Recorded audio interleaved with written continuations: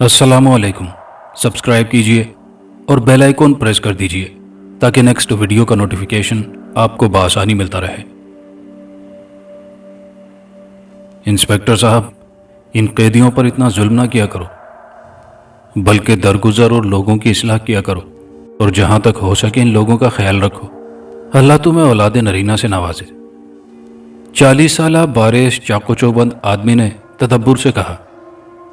Inspector, जो कि कैदी को जमीन पर गिराए ठुड्डे मार रहा था, उसने गुस्से से उस आदमी की तरफ नजर उठाकर देखा, लेकिन अपने सामने खड़े उस बारिश शख्स पर नजर पड़ते ही उसने एहतराम से सर झुका दिया और चुपचाप एक तरफ चल दिया।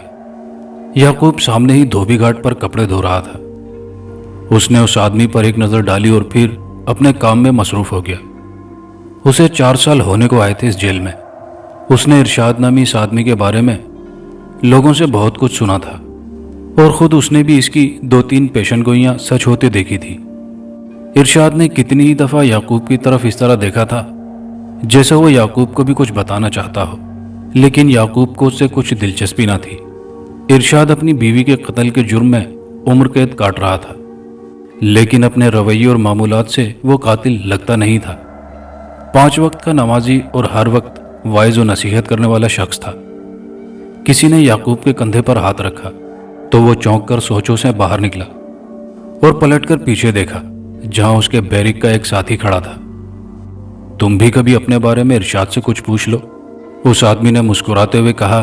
तो याकूब भी मुस्कुराकर सर हिलाने लगा।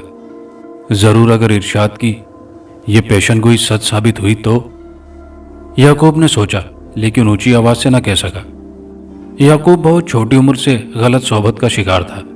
वो 12 साल का था जब उसके वालिदैन एक एक्सीडेंट में दुनिया छोड़ गए। तब याकूब की किफालत उसकी शादीशुदा बहन और बहनोई नसीम ने शुरू की, लेकिन उनके अपने भी 2 बच्चे थे जो कि तवज्जो के मुस्तहिक थे। इसलिए वो याकूब की तरफ से गफलत बरतने लगे और याकूब को अपने शरारती दोस्तों के साथ एक राहगीर को लूटते हुए गश्ती पुलिस ने गिरफ्तार कर लिया। उसके बहनोई नसीम ने बहुत कोशिश की कि उसे सजा से बचा सके, लेकिन याकूब को 7 माह की सजा हो गई। ऐसे ही 1-2 और छोटे छोटे केसों में जो वो गिरफ्तार हुआ तो इस इलाके की एक बाअसर शख्सियत मलिक फैजान की नजरों में आ गया, और फिर कुछ ही अरसे बाद याकूब मलिक फैजान का खास आदमी बन गया। मलिक फैजान, जो कि मुख्तलिफ हथकंडों से काम लेकर इलेक्शन में अपनी कुर्सी जीत जाता था, उसके लिए याकूब बहुत ही काम का आदमी निकला। मुखालिफ लोगों को डराना धमकाना, यहां तक कि कभी कभी कत्ल और अगवा वगैरह भी। उस इलाके के लोग मलिक फैजान और याकूब से नालां थे, लेकिन कुछ नहीं कर सकते थे, क्योंकि मलिक फैजान की पार्टी बरसर इख्तिदार थी। हुकूमतें बदलती रहती थी। वक्त पूरा होने पर इलेक्शन हुए तो मलिक फैजान की पार्टी बुरी तरह से शिकस्त खा गई। किस्मत की सितम जरीफी के मलिक भी हार गया। उसके बाद वो अपनी फैमिली को लेकर बाहर मुमालिक की सयाहत पर चला गया। याकूब और उन जैसे लोग जिनकी पुश्त पर अब कोई न था, पुलिस की गिरफ्त में आ गए। याकूब पर कुछ केस डालकर उसे 5 साल के लिए अंदर कर दिया गया। उसने ये कैद बगैर किसी दंगे फसाद के गुजारी तो उसे 4 माह पहले ही रिहा कर दिया गया। उसके दिल में बहन के पास जाने का ख्याल आया, लेकिन वो इस पर अमल न कर सका, क्योंकि वो बहन के घर से काफी अरसा का निकला हुआ था। हालांकि बहन और बहनोई उसे कई मर्तबा लेने आ चुके थे। उसने जेल के गेट से निकलकर जब खुली हवा में सांस लिया तो उसे फरहत बख्श एहसास हुआ। वो 2 कदम ही चला था कि एक सफेद गाड़ी उसके पास आकर रुकी, जिसे देखकर उसके चेहरे पर नागवारी सी छा गई। लेकिन वो उस गाड़ी में जा बैठा, क्योंकि वो गाड़ी मलिक फैजान की थी। याकूब को इस बात का पता था कि वो जुर्म गुनाह की जिस दलदल में धंस चुका था, उससे छुटकारा पाना बहुत ही मुश्किल था। आधे घंटे बाद ही वो मलिक के बंगले में उसके सामने मौजूद था। याकूब, क्या हाल है तुम्हारा? मुझे बहुत अफसोस है कि मेरी गैर मौजूदगी में तुम्हें जेल की हवा खानी पड़ी। याकूब के दिल में आया कि कह दे कि तुम मतलब के लोग हो, लेकिन वो कह ना सका, क्योंकि ये कुछ ले और कुछ दे का सौदा था। वो मलिक के लिए काम करता था, बदले में मलिक उसे नवाजता रहता था। और दूसरी बात यह कि याकूब को मलिक से डर लगता था कि कहीं वो उसके काम ना करने पर خفا ہو کر اس کے بہن کے خاندان کو نقصان بھی پہنچا سکتا تھا۔ اب میں واپس آ گیا ہوں، پھر سے ہماری حکومت ہوگی اور تم لوگوں کی عیاشی۔ ملک فیضان کی آواز اسے سوچوں کے بھنور سے کھینچ لائی۔ نہر کے ساتھ والے گاؤں میں ایک مسجد کا امام ہے، وہ لوگوں کو ہمارے خلاف ورغلا رہا ہے، اس کا کچھ ایسا بندوبست کرو کہ وہ خود ہی چپ کر جائے۔ ملک نے نوٹوں کی ایک گڈی اسے پکڑاتے ہوئے کہا تو یعقوب کے ہونٹوں پر مسکراہٹ پھیل گئی۔ یعقوب جب واپس گھر آیا تو اس کے لفنگے ساتھی پہلے ہی اس کے منتظر تھے۔ اس نے ان کے ذمہ امام کی کوئی کمزوری تلاش کرنے کا کام سونپا۔ دوسرے ہی دن اس کے ساتھیوں نے امام کی کمزوری، جو کہ اس کی بیٹی تھی، کے بارے میں یعقوب کو بتایا، جسے سن کر اس کے چہرے پر خباثت بھری مسکراہٹ آ گئی۔ لیکن استاد ایک مسئلہ ہے، اس کے ساتھیوں میں سے ایک نے کہا۔ وہ کیا؟ یعقوب نے بےتابی سے پوچھا۔ ہمیں پتہ چلا ہے کہ لڑکی عمل وغیرہ کرتی ہے اور اس کے پاس جنات بھی ہیں۔ اس کی بات سن کر یعقوب نے کہا لگایا، اب ان باتوں پر اب کون یقین کرتا ہے؟ جاؤ آج رات اسے لے آؤ۔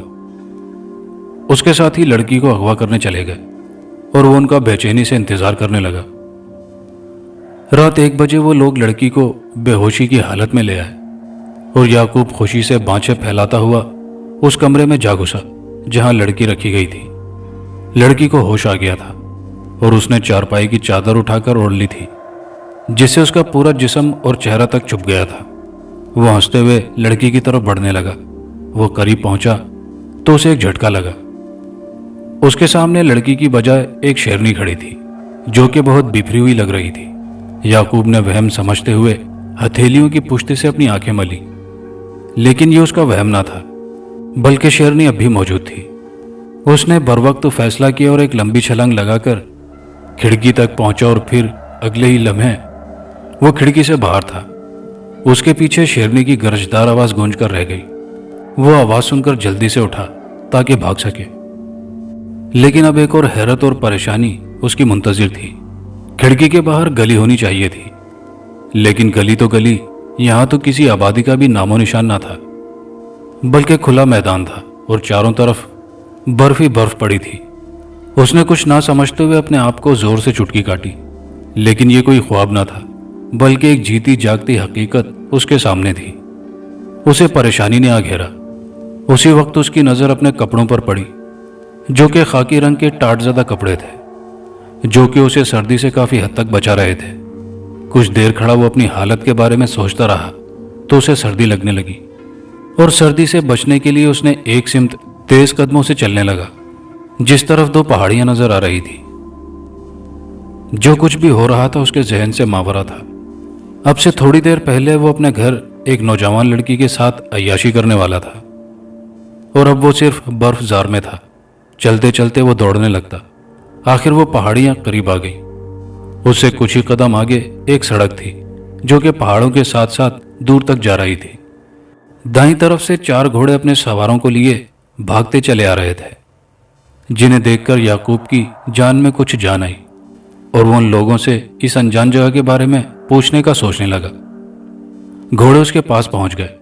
اس سے پہلے کہ وہ انہیں روکتا، وہ اسے دیکھ کر خود ہی رک گئے۔ یعقوب کو وہ لوگ اپنے لباس سے پولیس والے لگے۔ ان کی وردیاں پولیس جیسی لیکن کچھ پرانے طرز کی تھیں۔ ارے یہ تو خسرو ہے، مفرور قیدی۔ اس سے پہلے کہ یعقوب کچھ پوچھتا، ایک پولیس والے نے اونچی آواز میں کہا، اور پھر وہ سب گھوڑوں سے اتر کر اتنی تیزی سے حرکت میں آئے کہ یعقوب کو بات کرنے کا موقع تک نہ ملا، اور انہوں نے اسے پکڑ کر ہاتھ پیچھے کر کے ہتھکڑی لگا دی۔ وہ سب گھوڑوں پر بیٹھے اور یعقوب کو پیدل ساتھ چلانے لگے۔ پورا راستہ وہ ان لوگوں سے بات کرنے کی کوشش کرتا رہا، لیکن اسے ایسا لگا کہ وہ جیسے گنگا ہو گیا ہو۔ سامنے ہی آبادی دیکھتے ہی اس نے سکھ کا سانس لیا۔ وہ بہت زیادہ تھکا ہوا تھا۔ وہ آبادی میں داخل ہو گئے۔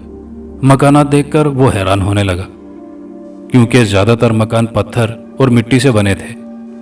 یہ قافلہ ایک بڑے سے قلعے کے دیوقامت گیٹ کے سامنے جا کھڑا ہوا۔ گیٹ کی کھڑکی کھلی اور پھر پولیس والوں کو شناخت کرنے کے بعد اندر جانے دیا گیا۔ اندر جا کر یعقوب نے سر پیٹ لیا، کیونکہ وہ ایک جیل تھی۔ وہ ایک مفرور قیدی تھا جس کا نام خسرو تھا، اور وہ زبان سے محروم تھا۔ اسے اندر بند کر دیا گیا۔ पूरी रात वो परेशान रहा और सो ना सका। वो किसी से बात करना चाहता था लेकिन हूं हां करके रह जाता था। सुबह सुबह उन्हें उठा दिया गया। नाश्ते में काले चने और खुश्क रोटी थी। उसके बाद याकूब और 2 कैदियों को झाड़ू और बेलचे पकड़ाकर उनके पीछे 2 हट्टे कट्टे सिपाही हाथों में कोड़े पकड़े उन्हें शहर में ले गए। पूरा दिन वो शहर की नालियां और गलियां साफ कराते रहे। जब वो हाथ नरम करते, पीछे से कोड़ा बरदार उन पर कोड़े बरसाते। फिर ये रोज का मामूल बन गया। याकूब एक बदमाश था, लेकिन यहां आकर उसमें काफी निस्वानियत सी आ गई थी, जैसे कि ख्वाजा सराव में होती है। वो अपनी इस काया पलट पर बहुत हैरान और परेशान था। उसे वो तमाम लोग याद आने लगे जिनके साथ उसने जुल्म और ज्यादती की थी। दिन भर काम करके वो इतना थक जाता कि रात में उसे होश ही न रहता। एक रात जबकि उसे सोते कुछ ही देर हुई थी कि उसकी पीठ पर एक जोरदार लात पड़ी। वो हड़बड़ा कर उठ बैठा। चल उठ, आज रात से तेरी एक और ड्यूटी लग गई है। वो परेशान हो गया। एक और ड्यूटी का सुनकर उसे उठाकर नहलाया गया, नए कपड़े पहनने के लिए दिए गए और फिर घोड़ा गाड़ी में बिठाकर एक छोटे से किले में ले जाया गया। ये गवर्नर साहब का घर है, अब तुम यहीं रहोगे। वो जो कहें तुम्हारा काम उनके हुक्म की तामील करना है। एक मोटे से सिपाही ने याकूब की पीठ पर कोड़ा मारते हुए कहा। याकूब सी करके रह गया। गवर्नर एक अय्याश आदमी था। हफ्ते में 3 दिन उसके घर रात को कोई ना कोई नौजवान लड़की लाई जाती। याकूब का काम था गवर्नर की खूब मालिश करना। मालिश करवाते वक्त वो कपड़े उतार देता और उसके जिस्म पर सिर्फ जांघिया रह जाता, और मालिश के दौरान वो याकूब से नाजेबा बातें करता और छेड़छाड़ भी करता था। 1 हफ्ते तक ये सिलसिला चलता रहा। याकूब, जिसको खुसरो के नाम से पुकारा जाता था, उसे गुस्सा तो बहुत आता, लेकिन वो जब से इस जगह आया था बहुत डरा हुआ था। आखिर एक दिन वो बहुत ही तंग हुआ। उसने मालिश करते करते गवर्नर का गला दबा दिया। गवर्नर ने बहुत हाथ पांव मारे, लेकिन वो अपने आप को याकूब की गिरफ्त से आज़ाद न करा सका। याकूब गवर्नर की लाश के पास बैठा गुस्से से कांप रहा था, लेकिन जब उसका गुस्सा उतरा तो उसे अपनी इस शदीद गलती का एहसास हुआ। वो पहले ही ज़ेरे इताब था। वो किले की पिछली तरफ से निकल भागा। उसे रास्तों का इल्म ना था, इसीलिए वो पकड़ा गया, क्योंकि गवर्नर की लाश मिलते ही उसकी तलाश शुरू हो गई थी। गवर्नर को कत्ल करने की सज़ा उसे सजाए मौत मिली। वह बहुत ही अफसरदा और मलूल था। फांसी का फंदा गले में डालते ही उसने सच्चे दिल से अपने गुनाहों की अल्लाह के हुजूर गिड़गिड़ाकर माफ़ी मांगी और अपने गुनाहों पर तौबा ताइब हुआ। या अल्लाह, मुझे आखिरी वक्त में माफ़ कर दे। या अल्लाह, मुझे माफ़ कर दे। उसके मुंह से बार बार ये अल्फाज निकल रहे थे। उसी वक्त उसे एक झटका लगा। उसके नीचे से तख्ता जैसे ही निकला तो रस्सी उसे अपने गले में तंग होती महसूस हुई। उसका सांस बंद होने लगा। बहुत ज्यादा दर्द और एक तवील बेहोशी। याकूब की आंख झटके से खुली। वो अपने कमरे में अपने बिस्तर पर पड़ा था। उसने हैरत से इधर उधर देखा। क्या वो कोई ख्वाब देख रहा था? लेकिन नहीं। उसे अपने गले में दर्द होता महसूस हुआ। वो जल्दी से बाथरूम में जा घुसा, जहां बड़ा सा आईना लगा हुआ था। उस आईने में उसे अपने गले पर रस्सी के लिपटने के निशान साफ नजर आ रहे थे। फिर उसने अपने आप को इस जाविये से आईने के सामने किया कि उसे अपनी पीठ नजर आने लगी, जिस पर कोड़ों के बेशुमार निशान थे, जिसका मतलब था कि उसके साथ जो कुछ हुआ वो सब सच था। जाने वो कौन सा इलाका था जहां वो खुद ब खुद जा निकला और फिर वापस भी आ गया, और फांसी पाकर कैसे बच गया। वो सोचने लगा कि अल्लाह ताला ने उसे सुधरने का एक मौका दिया है। सुबह होने वाली थी। उसने हिम्मत करके एक फैसला किया और दिन 10 बजे के वक्त जेल में इरशाद से मिलने जा पहुंचा, जहां जाकर उसे पता चला कि इंस्पेक्टर के यहाँ अल्लाह ने नरीना औलाद दी थी। जिसके बाद वो 5 वक्त का नमाजी और कैदियों से अच्छा सलूक करने लगा था। इरशाद के चेहरे पर याकूब को देखते ही शफकत भरी मुस्कुराहट आ गई। याकूब ने सलाम किया, जिसका जवाब इरशाद ने खंदा पेशानी से दिया। इरशाद भाई, मैं बहुत गुनाहगार हूं। मैं ऐसा रास्ता चाहता हूं कि जिस पर चलकर अल्लाह से अपने गुनाहों की माफी मांग सकूं। क्यों नहीं, ऐसा रास्ता है एक, जिसे सिराते मुस्तकीम कहते हैं। मैं एक आजिज़ सा बंदा हूं। तुम्हें रहनुमाई के लिए नहर के पार एक गांव है, जामशा नाम का। وہاں ایک بزرگ ہے مختار شاہ، تمہیں ان کی رہنمائی کی ضرورت ہے، اور یہ بات ذہن میں رکھو کہ اللہ تعالیٰ کی رحمت ہر وقت جوش میں رہتی ہے، بس اسے کوئی حاصل کرنے والا ہو۔ ان کی ملاقات ختم ہوئی۔ یعقوب تشنہ لب تھا، وہ بہت کچھ پوچھنا چاہتا تھا، لیکن ارشاد نے اسے مزید کچھ نہ بتایا۔ اس کے بعد یعقوب ملک فیضان کے بنگلے میں پہنچا۔ ملک نے اسے ڈرائنگ روم میں بلوا لیا، اس سے پہلے کہ ملک اپنے کام کے بارے میں پوچھتا۔ ملک صاحب، میں اب یہ کام نہیں کر سکتا۔ ملک فیضان، جو کہ یعقوب کو دیکھ کر مسکرا رہا تھا، اس کے چہرے پر غصہ نظر آنے لگا، لیکن وہ بولا کچھ نہیں۔ کچھ ہی دیر یوں ہی چپ چاپ کھڑے ایک دوسرے کو دیکھتے رہے، اور پھر ٹھیک ہے یعقوب، جیسے تمہاری مرضی، اگر تمہارا دل ان کاموں سے اکتا گیا ہے تو کچھ دن آرام کر لو۔ نہیں ملک صاحب، میں نے پکا ارادہ کر لیا ہے کہ اب یہ کام نہیں کروں گا، یعقوب نے ملک کی بات کاٹتے ہوئے کہا تو ملک کو بہت ہی برا لگا، لیکن اس نے کچھ سوچتے ہوئے یعقوب کو جانے دیا، جس پر یعقوب کو یقین نہ آیا کہ ملک نے اتنی آسانی سے اس کی جان چھوڑ دی۔ اسے گیٹ تک پہنچتے ہوئے دھڑکا سا تھا کہ پیچھے سے کوئی گولی آئے گی اور اس کے پار ہو جائے گی، لیکن ایسا کچھ نہ ہوا۔ اسی شام یعقوب اپنی ضرورت کا سامان ایک بیگ میں ڈال کر چل پڑا۔ رات اس نے نہر کے قریب ایک بستی میں گزارنے کا سوچا۔ بستی میں داخل ہوتے ہی یعقوب کو ایک چھوٹی سی مسجد نظر آئی، جس کو دیکھ کر اس کی طبیعت کو کچھ ہونے لگا۔ اس کے دل کی دھڑکن تیز ہو گئی، اس نے تو کب سے نماز بھی نہیں پڑھی تھی۔ اس کے قدم مسجد کی طرف اٹھ گئے۔ مغرب کا وقت ہو چکا تھا، لوگ مسجد کے باہر کنویں سے پانی نکال کر وضو کر رہے تھے۔ اس نے بھی وضو کیا اور خوب سیر ہو کر پانی پیا۔ نماز ادا کرنے کے بعد امام مسجد اور یعقوب کے علاوہ سارے نمازی چلے گئے تو امام صاحب نے یعقوب کو اپنے پاس مسجد کے کونے میں بلا لیا۔ مسافر ہو، تھکے ہوئے بھی لگتے ہو، امام صاحب نے اس سے کہا تو اس نے سر کو ہاں میں ہلا دیا۔ جب امام صاحب کے گھر سے کھانا آیا تو انہوں نے یعقوب کو بھی ساتھ کھلایا۔ کھانا کھانے کے بعد امام صاحب خود ہی برتن چھوڑنے گھر چلے گئے، اور یعقوب سوچنے لگا کہ شاہ صاحب کے پاس جانے سے پہلے اسے دین کے بارے میں کچھ تو جان لینا چاہیے۔ نماز اس نے پڑھی تو تھی، لیکن دوسروں کے ساتھ۔ نماز اسے یاد نہیں تھی، اسے تو دین اسلام کے بنیادی ارکان بھی یاد نہ تھے۔ وہ کچھ دن تک امام صاحب کے پاس رہا، جنہوں نے اسے بنیادی باتیں کافی حد تک بتا دی تھی، بلکہ نماز وغیرہ اس نے سیکھ لی تھی۔ رات 1 بجے اس کی آنکھ کھلی۔ اس کا دل چاہنے لگا کہ تہجد کی نماز پڑھے۔ ابھی وہ اٹھ کر مسجد کے دروازے تک ہی پہنچا تھا کہ باہر دھڑا دھڑ گولیاں چلی۔ پہلے فائر رائفل کے تھے، اور پھر کچھ وقفے کے بعد پستول کے 3 فائر ہوئے۔ چاندنی رات تھی، وہ احتیاط سے چھپتا چھپاتا باہر نکلا تاکہ صورتحال جان سکے۔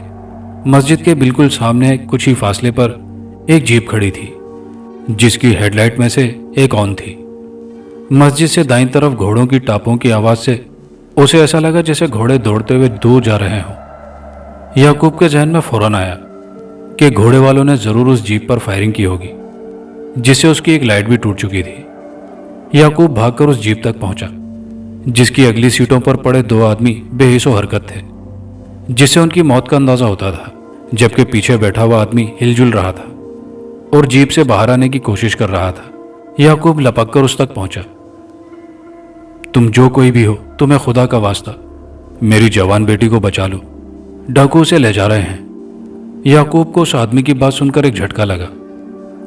اس نے اگلی سیٹ پر پڑے ایک آدمی کی جھولی سے رائفل اٹھا لی، جو ٹھنڈی تھی، جس کا مطلب تھا کہ بیچارے کو فائر کرنے کا موقع تک نہ مل سکا۔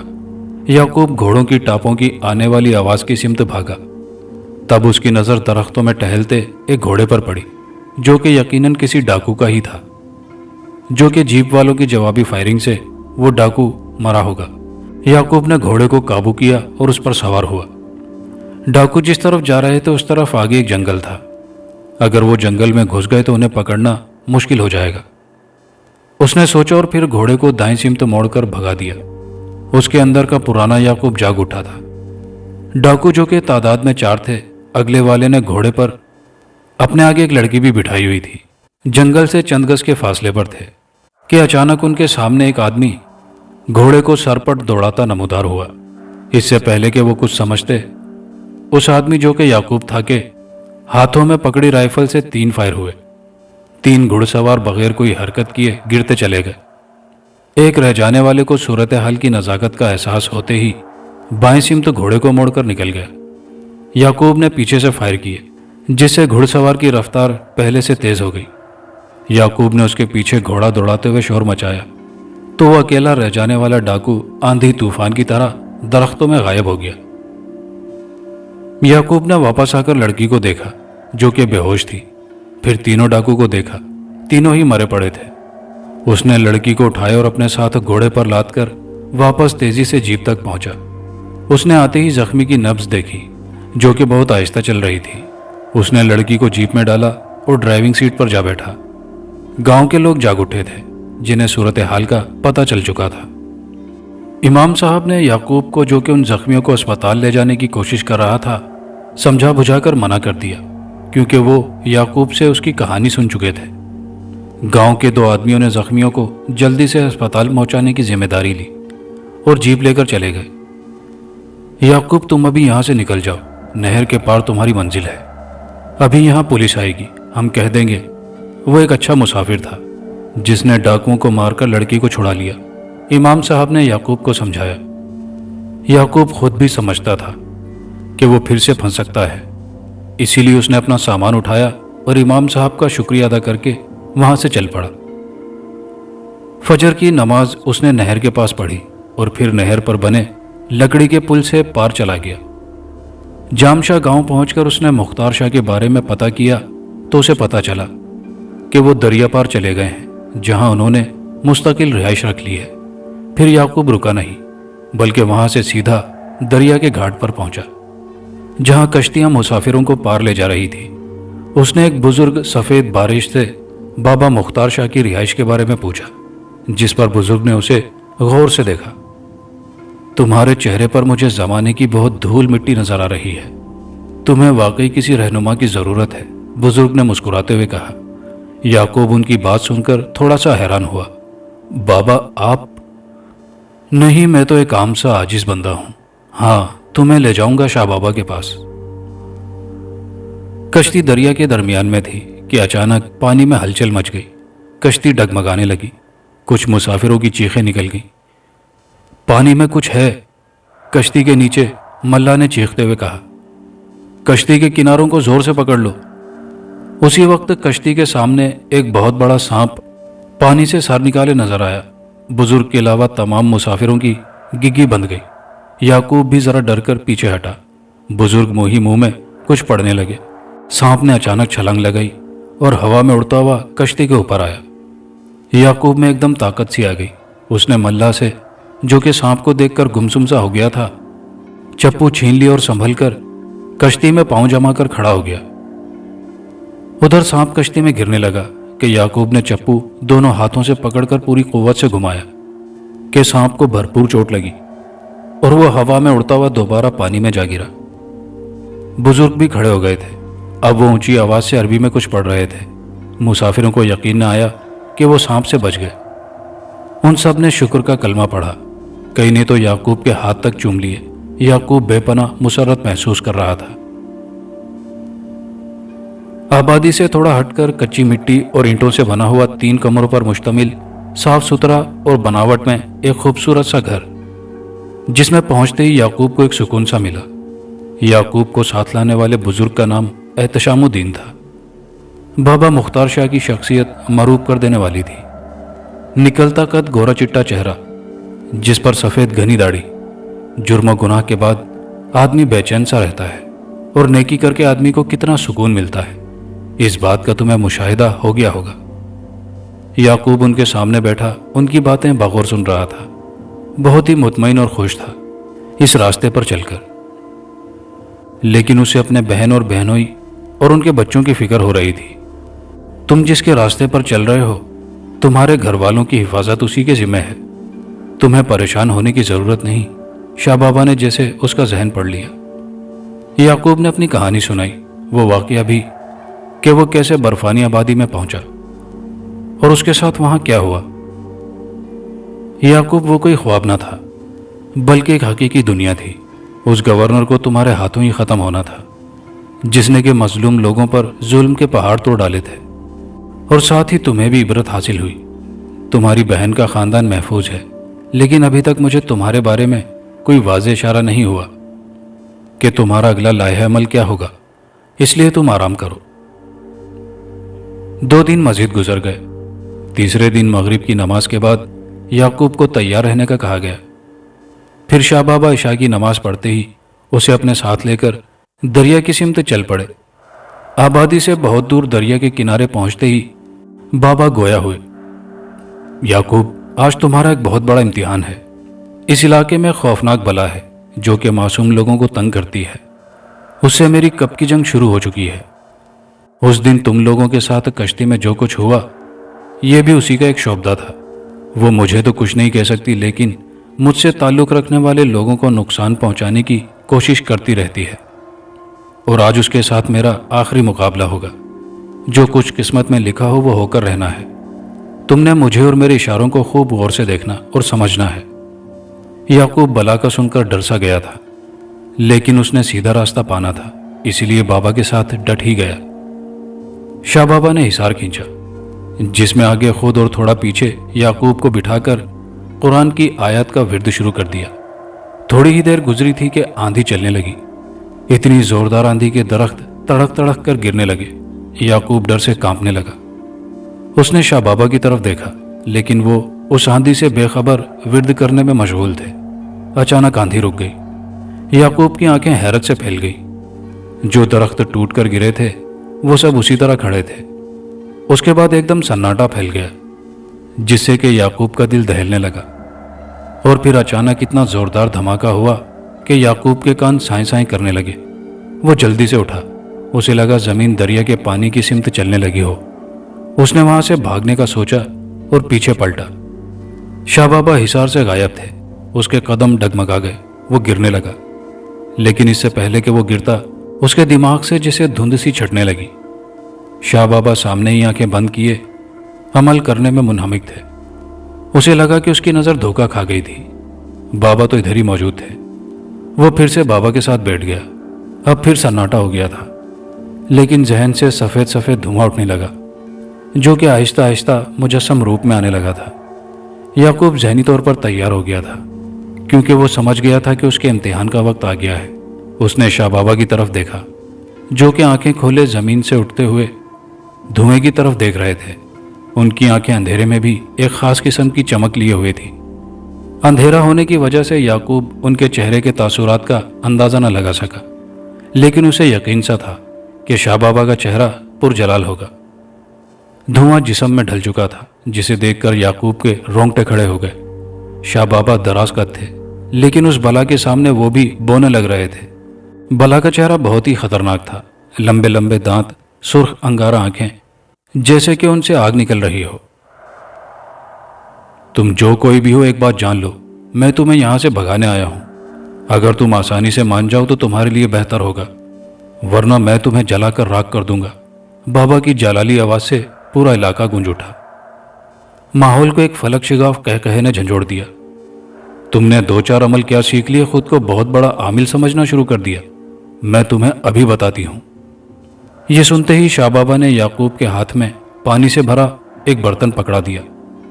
یعقوب سوچنے لگا کہ وہ پانی کا کیا کرے۔ اسی وقت اس بلا نے اپنے لمبے لمبے ہاتھ ہوا میں ہلائے تو شعلہ سا پھڑکا اور ہوا میں آگ لگ گئی۔ یعقوب کو شاہ بابا نے ہلکا سا دھکا دے کر حصار سے باہر نکال دیا۔ پہلے تو اسے سمجھ نہ آئی کہ کرنا کیا ہے۔ بلا پر پانی ڈالو جلدی سے، شاہ بابا کی سرگوشی سنائی دی۔ یعقوب نے ایک چھلانگ لگائی اور بلا تک جا پہنچا۔ اس نے ہاتھ میں پکڑے برتن کا منہ بلا کی طرف کر کے جھٹکا دیا۔